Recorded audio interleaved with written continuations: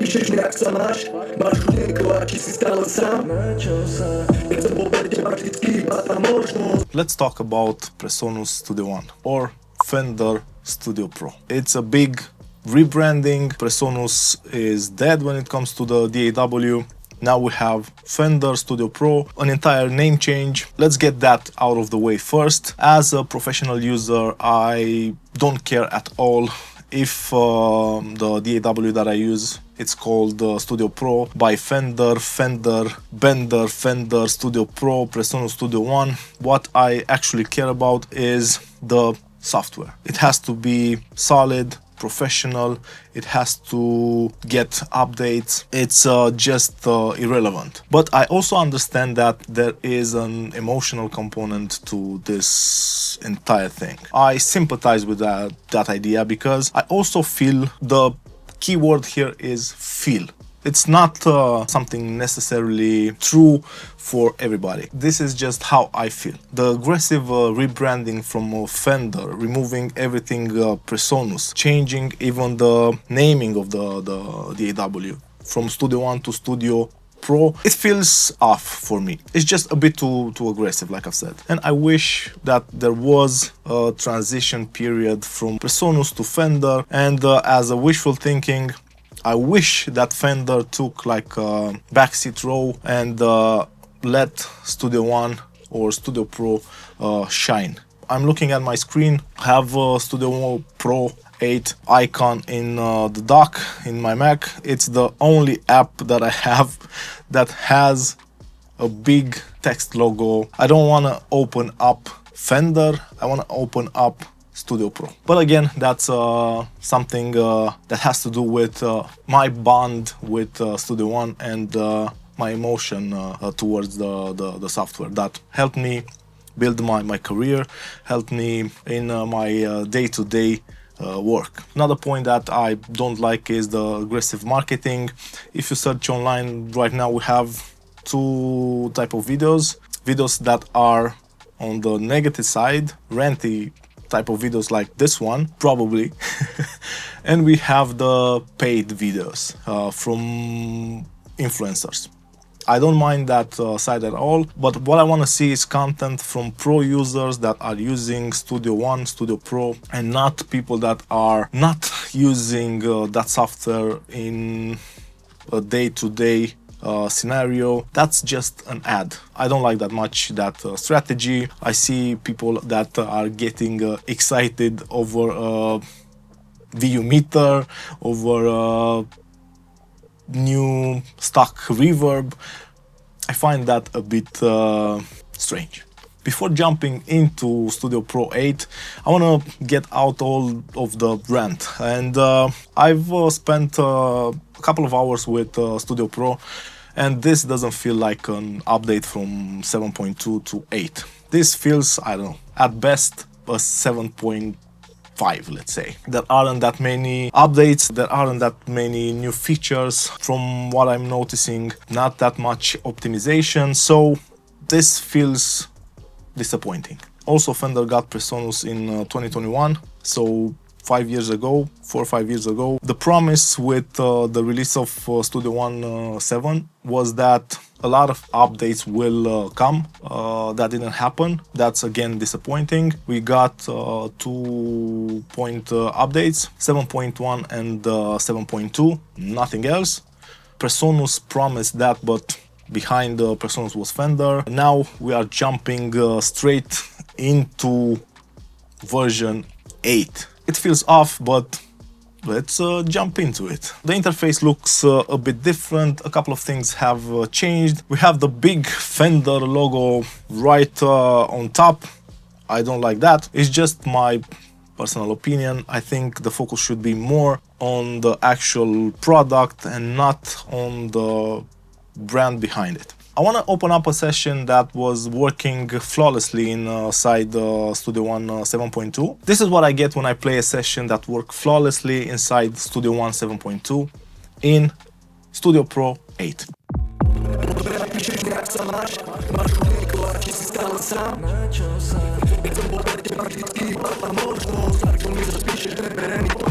We are not off to a good start. As you can hear, we have glitches, we have dropouts. CPU load in Studio Pro is not that high, and it doesn't justify the dropouts. We are at 30%. No dropout protection, but let's engage it and see if that makes a difference.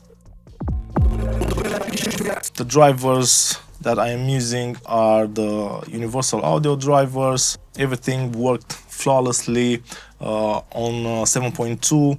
The buffer size is not that big to say that I'm using maybe 32 samples and the CPU is overloaded. If I bypass all inserts and I play you the session, everything plays normally. So I believe that the optimization done behind the scenes is just poor. If I engage again the plugins, everything works now. The culprit, I don't know, a plugin. I mainly use plugins that are up to date. I don't use legacy stuff. I don't use old plugins. So this shouldn't be happening at all. If you are in the middle of your projects, I don't think you can make the switch yet.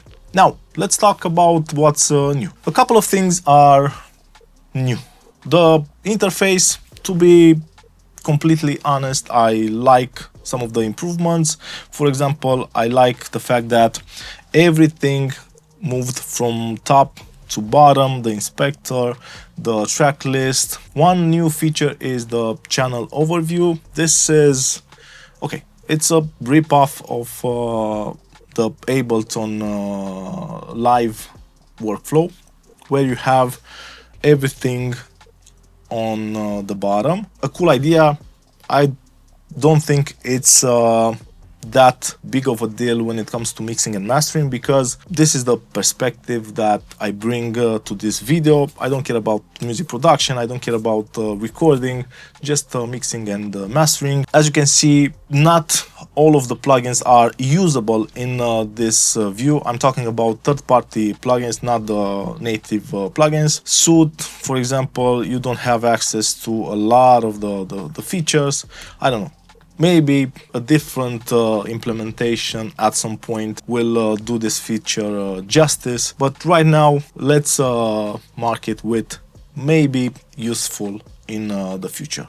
I like and I dislike the fact that they started changing names of the plugins. For example, I use a lot of hardware, and this was Pipeline.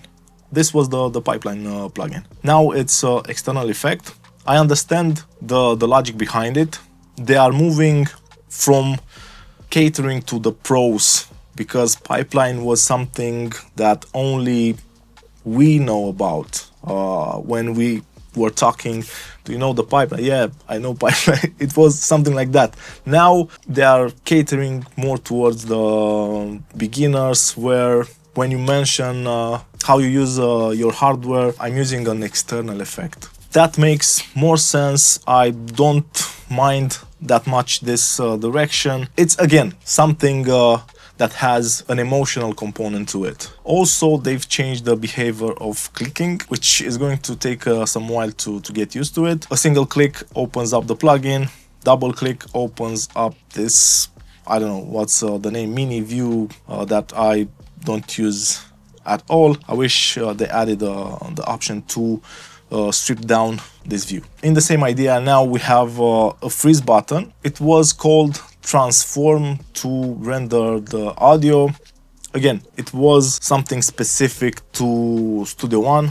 It seems that Fender tries to align Studio Pro with the standard namings. So now we have freeze, but it's the same feature. Nothing changed about it. What I like is the fact that you can customize the inspector now. You can hide anything and everything, which is a great feature, because most of the time this is just visual bloat for me. when I need to focus just on mixing. Same goes for the toolbar, track controls, transport, browser, but I think those were already available in 7.2. When it comes to the overall look, I think it looks a bit better, but worse in some cases. I don't like the new faders, analog type of fader. I think it sucks. It also has blue tint on the basses, different tint on the effects, I believe. No, it's still blue. Yeah, I don't like the faders, but I like the round corners. I think it's a more premium look. I think the colors and the overall look is a bit better. It might be in my head trying to justify the upgrade. We also have some new effects. I'm not overly hyped about the effects because, to be honest, I think they are not that special. We have Studio Verb that looks like this. It's a reverb. When we have Valhalla DSP with legendary reverb in vintage verb, with future verb, the newly released one, at $50, I cannot get excited about Studio Reverb, and I get it. This is aimed more towards non-professionals, hobbyists. The people that are already mixing, producing, mastering, already have amazing reverbs, delays, and other plugins. What I wish I would see inside the Pro Studio 8, more pro stuff, because that's the name. It's in the title. I don't think any of the plugins inside Studio One are pro or at pro level. I wish I see pro plugins. For example, mastering EQ, a mastering compressor, a bass EQ, I don't know, bass compressor. More stuff that has to do with people that are doing this as a living, that are really invested in this and they need proper professional tools, not Studio Reverb. Or what else? We have Voice FX. What's this? A delay. Okay. Transform. Okay. We have filters. It's funny. It's funny because this doesn't scream pro. Some of the plugins got redesign. I don't know if it's the sound also or just the visual stuff, but I think they look better. We got some amps, Fender amps, a feature that I don't care about at all. With so many plugins nowadays, I don't think this will bring for the professional crowd something that they are missing, or I don't know, something of true value. We still don't have the ability to resize the native plugins. They have changed the visual part of the plugins with the knobs. Another feature that's new is something with AI. If we right click, go to audio and extract drums, but you get this. I don't want any bloating of the software. I don't want drum sounds installed. I want to extract drums. I want, let me show you, I want instrument. If I open this up, and you can change this one to drums, I think. This is what I want when I hit extract drums. I want the 2 snare hits here. That easy. I don't want something extra installed. And you also have extract notes. Yeah, it couldn't be done. Got it. Probably the user's fault. My fault. I'm on the Fender website and I'm trying to see what else is new. So we have channel overview. Okay, we have arrangement overview. That makes zero sense for me as a mixing engineer because it just looks like a sausage. But this actually makes sense for larger sessions, for orchestral stuff that has a really long timeline. for producers, but for mixing or mastering, I don't see this as an amazing feature. Also, I think this is borrowed from Cubase, maybe? Cubase? Yeah, I think in Cubase we have something similar where you can scroll on the timeline. One good thing about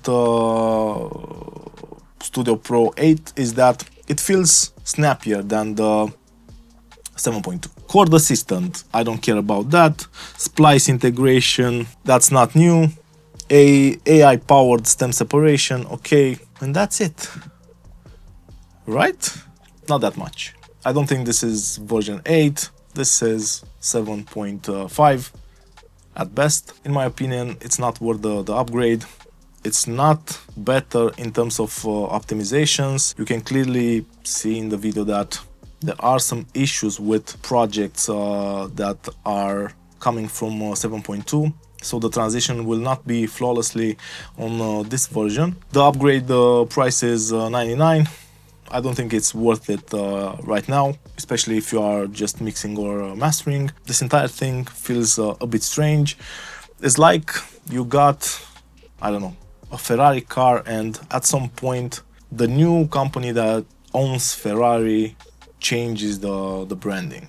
It's now a Merari or something even much further from the initial naming scheme. To summarize the video and what I think about Fender Pro Studio 8, I don't like the direction. There are a couple of cool new things, but nothing worth the upgrade. Rebranding, way too aggressive, polarizing the people. I think that again a mistake, but who am I to judge something like that? It's buggy at the moment with certain plugins. I don't know exactly what plugins are causing the bugs. I had multiple crashes with it. Stay away from it for the moment. I'm trying to be as optimistic as possible, but this feels strange. Thanks for watching. I hope that you enjoyed this rant video, and I'll see you in the next one. Cheers.